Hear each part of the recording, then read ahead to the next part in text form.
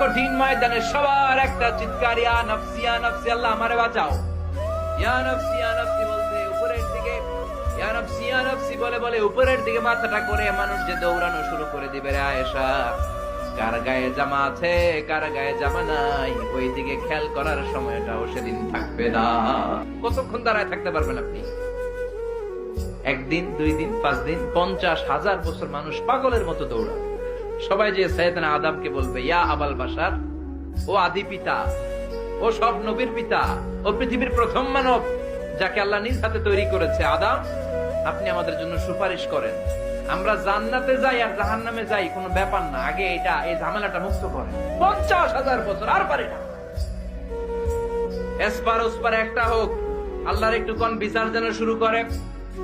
সাইয়েদনা আদম বলবেন, সরি আমি পারবো না, এটা আমার কাম না। আজকে আমার সাথে আল্লাহ কি আচরণ করবে ওইটাই আমি জানি না। সুবহানাল্লাহ করবেন না?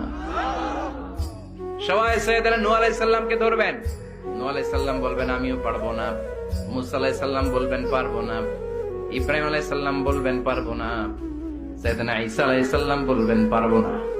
তবে ঈসা নবী বলবেন এত জায়গায় দৌড়ে লাভ নাই, জায়গা মতো যাও। কি মতো? আরো জোরে, জায়গা মতো যাও। সবাই বলবে কোন জায়গায়? সাইয়েদনা ঈসা আলাইহিস সালাম বলবেন আজকের এই কঠিন দিনে কেউ আল্লাহর সাথে দাঁড়িয়ে টু শব্দ করার মতো ক্ষমতা রাখে না।